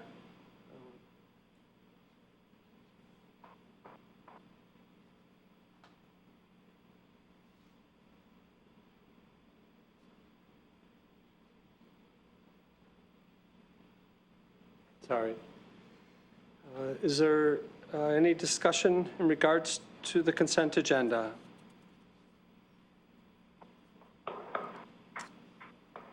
Seeing none, Madam City Clerk, please call the roll. Councilmember Anderson. Aye. Beaton. Aye. Berge. Aye. Christofferson. Aye. Emmanuel. Aye. Gregert. Aye. Klinkhammer. Lohr. Aye. Weld. Aye. Worthman. Aye. And the consent agenda is passed unanimously. We have two proclamations this evening. And the first one is in recognition of National Public Health Week, and if Eau Claire City County Health Director, Ms. Giese, could meet me at the podium.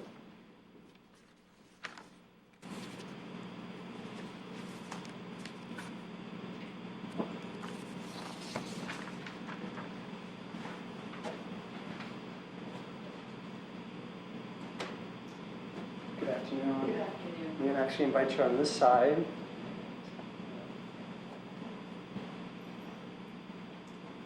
So difficult for words alone to express our appreciation for our public health professionals and all that they do for our community, our state, and our nation. And I'm honored to share this proclamation with Ms. Giese and her staff recognizing National Public Health Week.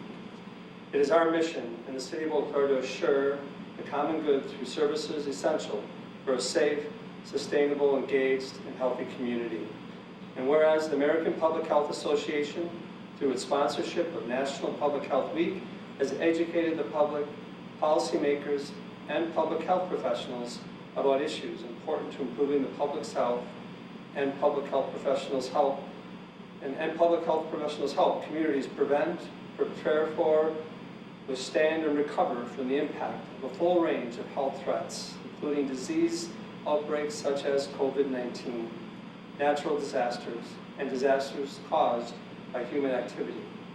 And whereas public health action, together with scientific and technological advances, has played a major role in reducing and in some cases eliminating the spread of infectious disease and in establishing today's disease surveillance and control systems. And whereas in the midst of all of the most challenging public health crises of our lifetimes, it is more important than ever to celebrate public health. Now, therefore, I, Terry Weld, President of the Eau Claire City Council, on behalf of the entire City Council and the citizens of Eau Claire, do hereby proclaim the week of April 6th through the 12th, 2020, as National Public Health Week in the City of Eau Claire, and encourage all residents to help our families, friends, neighbors, co-workers, and leaders better understand the value of public health and to celebrate the accomplishments of our public health professionals and systems. Ms. Giese, thank you for all that you do. Thank you very much. Not kind of leaving people behind that Public Health Week nationally happens the first week of April every year, not just during COVID-19 pandemics. We have an amazing team at the Health Department, amazing Board of Health that supports us in policy making and moving forward, a strong department. City Council member sits on that Board of Health, and Emily, as well as all of the board members, make an amazing difference in the work we do. I think people have heard more about public health in the last couple of months than maybe they ever wanted or needed to. the work of public health is about prevention, and we hope that the work that's happening now with all of the partners, as Dale described, will help make the impact of this disease as minimal as possible. So thank you for the recognition to everybody, and we will continue working on other topics, hopefully soon, but right now we're full into paying attention to infectious disease. So thank you. Thank you. We appreciate it.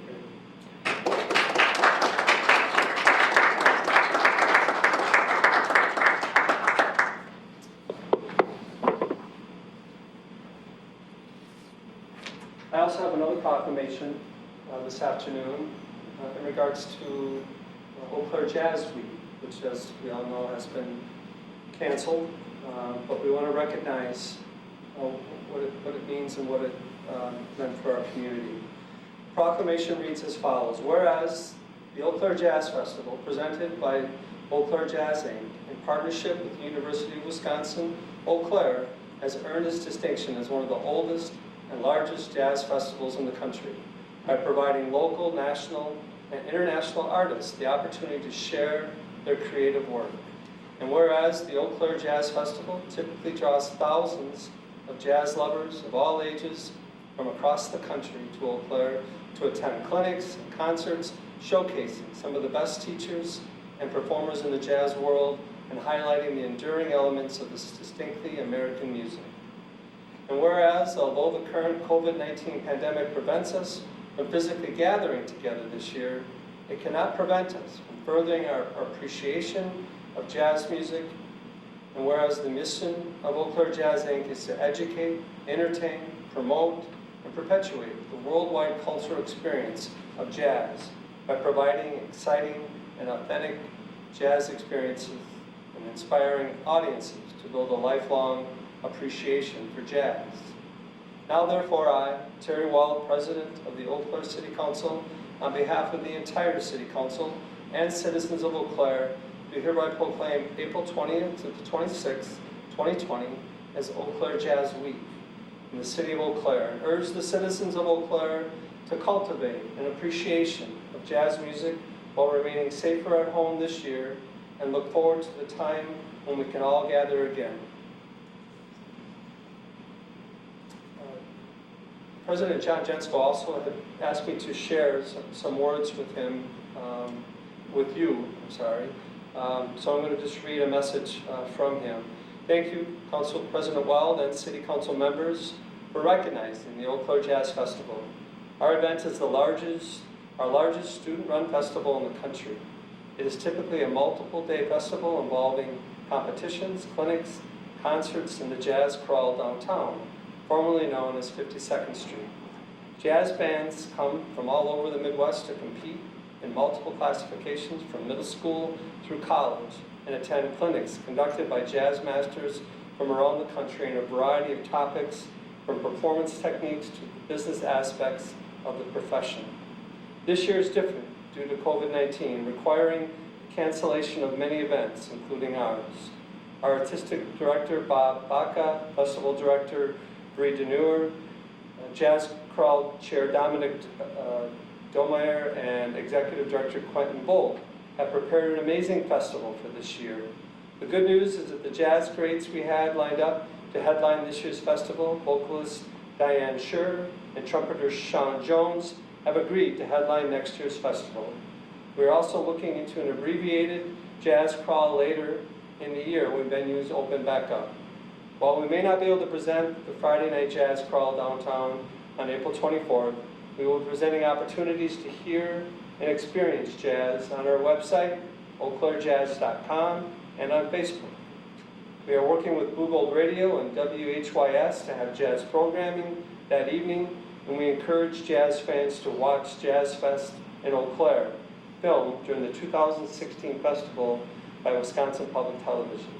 This can be found on the PBS website, and there will be a link on our webpage. In addition, Ken Burns' jazz miniseries documentary and a variety of jazz-themed movies can be found on various streaming platforms to fill the void. Thank you again for supporting our event, and we look forward to being back in full swing next year. Signed, John Jensko, Eau Claire Jazz Incorporated, President. Thank you, Mr. Jensko, and all of those who have been a part of this event.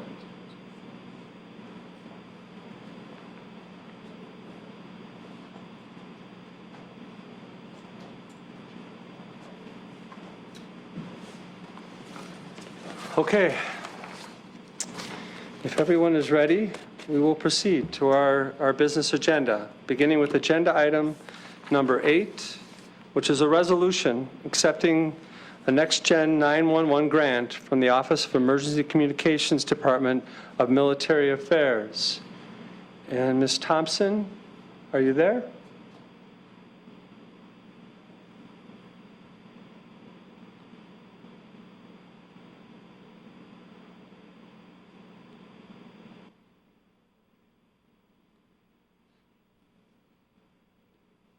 Ms. Thompson? Yes, I'm here. Can you hear me? Yes, we can. Good afternoon. Okay, good. Good afternoon. Okay, this resolution would accept a grant that would provide funding of up to 60% of the cost of a new next generation capable 911 phone system. The 40% match would come from Eau Claire County and City of Eau Claire funds, consistent with other communication center equipment using a 70-30 split. The phone system is included in the current capital improvement plan under the community-wide communication system project, which includes both the phone system and the radio system, and is currently projected for 2022. With the acceptance of this grant, we would need to move the project to 2021 during the 2021-2025 capital improvement process in order for the project to fall within the grant period. And then I can take any questions if there are any.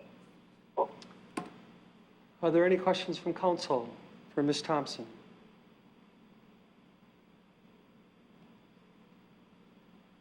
Again, any questions from council? I don't see any. Thank you very much. Thank you.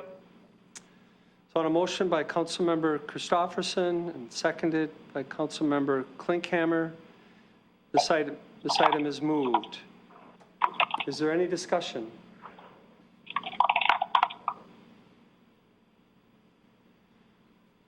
Is there any discussion from council? Seeing none, clerk.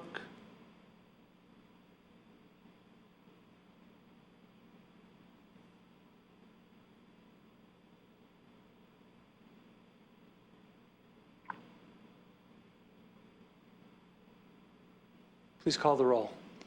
Councilmember Beaton? Aye. Berge? Aye. Christopherson? Aye. Emmanuel? Aye. Gregert? Aye. Klinkhammer? Aye. Lohr? Aye. Weld? Aye. Worthman? Aye. Anderson? Aye. And that item passes unanimously.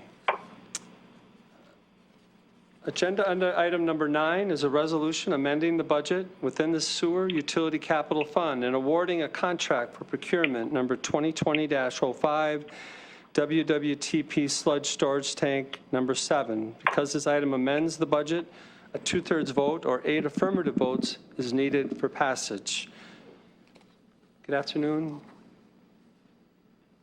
Mr. Pippinger.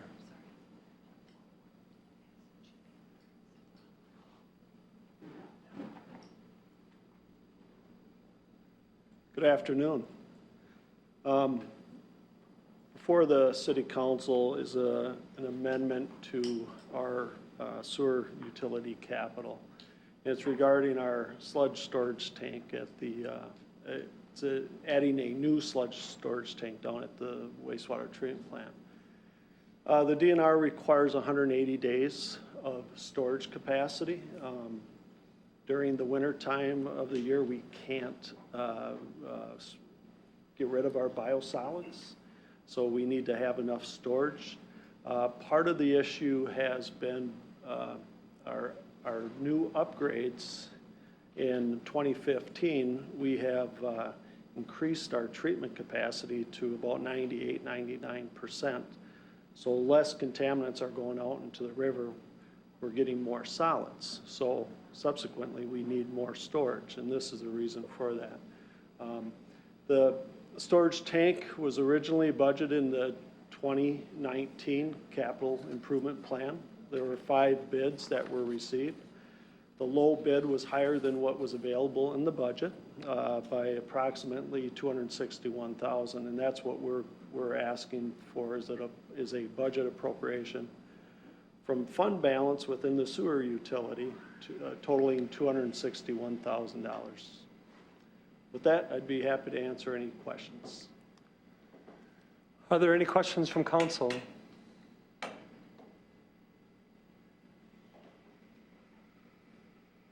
Again, any questions from council? I don't see any. Thank you, Mr. Pippinger.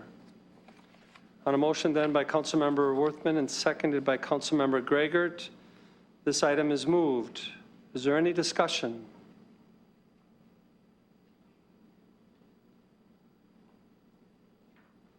Seeing none, clerk, please call the roll. Councilmember Berge? Aye. Christopherson? Aye. Emmanuel? Aye. Gregert? Aye. Klinkhammer? Aye. Lohr? Aye. Weld? Aye. Worthman? Aye. Anderson? Aye. Beaton? Aye.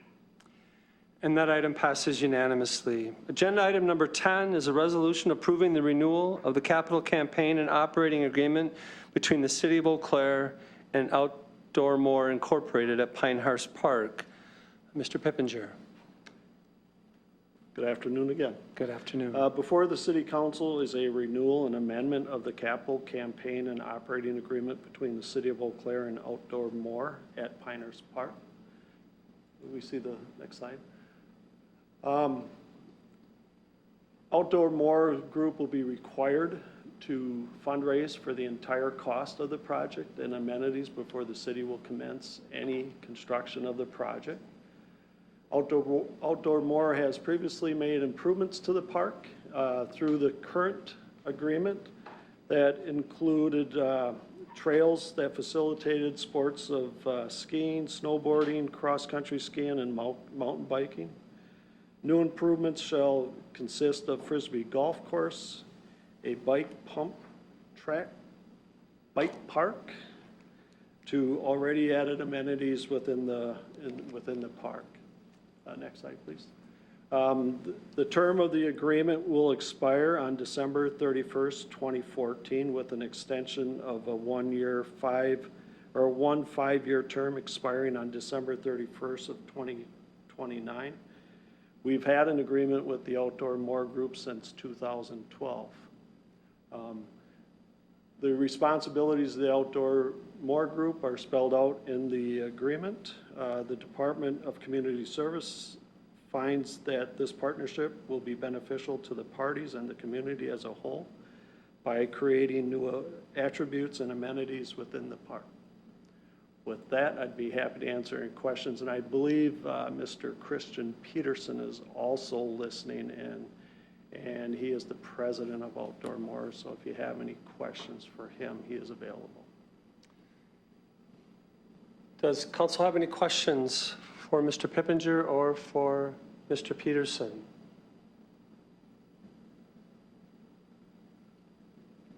Again, I'll ask if there are any questions from council. Councilmember Christopherson. Thank you, President Weld. I'm just interested in a little bit more information for the public about Outdoor More. I know that in our neighborhoods, there's a lot of interest in adding to the amenities of our community and parks. So would you just give me a little background about who Outdoor More is and how they're organized and the relationship to the city? Sure. And maybe I can have Christian, because we work with them. We have a really great partnership with that group, and they've done some, working with us, they've created some nice amenities there. But if Christian is online. Mr. Peterson? Yes, I'm here. Good afternoon. I don't know if, Were you able, yes, we can hear you. Can you hear us?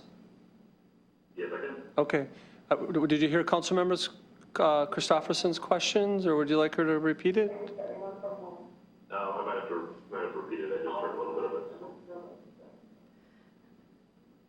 Thank you so much for your work and your interest in Pinehurst Park. My question is, there is a lot of interest in the public and neighborhood support of their community parks. I'd like to have a little bit of information to share with the public about your organization and how you created this relationship with the city and support for Pinehurst. Oh, no problem. So this was really, this started back when Bill Beaver was a part of the city there. I had originally been involved in the Dunn County Snow Park back then in Menominee, and his wife was a teacher in Menominee, and she had seen some of the impact it was having on youth to have that kind of recreational area for a lot of our students, and it created a lot of motivation. So Bill and I had got connected and developed kind of an idea for Pinehurst Park, and rallied up a group of other enthusiasts in town, and have pursued it since 2012 and increased kind of amenities over year after year. So. May I follow up? Certainly. Thank you very much. I want one, maybe two more details. How many persons are involved in Outdoor More? Is it a board of some sort? Is it a board of something? I'm Krista? having trouble hearing some of that, so I apologize. Christian, question is regarding the board setup of the group of Outdoor More and how many people are involved in the fundraising group? Oh, absolutely. Yeah, we have a pretty diverse group. I'm the president. I work for Benedict's in town here.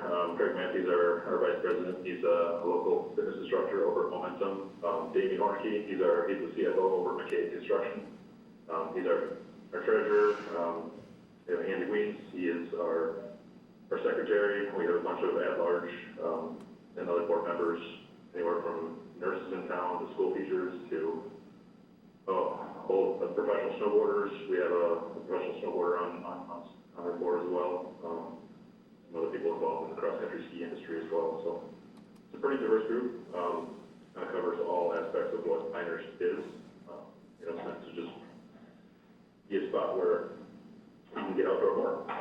We love that hill. We love the terrain. We love the ability to, build stuff that isn't normally in other areas because of our terrain diversity. So that has created a lot of opportunity, and it's got a long history. I shared the timeline all the way from the early 1900s of the city, which we have. And if anybody would like to see it, I can share it. But it's a pretty interesting timeline from the 1900s. That part. I have one last question. Is that all right? Certainly. It would be very inspiring for people that have the same desires that you have, but don't have the wherewithal. About how many fundraising events do you hold a year for what you're doing? I was having trouble with that one again. Somebody. Yeah. Christian, question is, how many fundraising events do you have per year? Yep. We used to do a few more open fundraising events, like we do silent auction, we do a local brewery, stuff like that. We just kind of scale those back. We focus a lot more on grants. We've noticed that if we can focus on specific projects, there's a grant for it out there, and we have a grant writer on our board. She's also a local nurse. Her name is Jen Rock. She does a great job, and we find the project, she finds the grants, and we try to match it up and make sure we have city approval accordingly. Move forward. Thank you for all you do. Thanks, Christian. Are there any more questions from council for Mr. Peterson or for Mr. Pippinger? I don't see any. Thank you, Mr. Peterson. We appreciate all your work on this project. Thank you, Mr. Pippinger. No problem. Appreciate it. Thank you. So on a motion then by Council Vice President Emmanuel and Councilmember Beaton, this item is moved. Is there any discussion?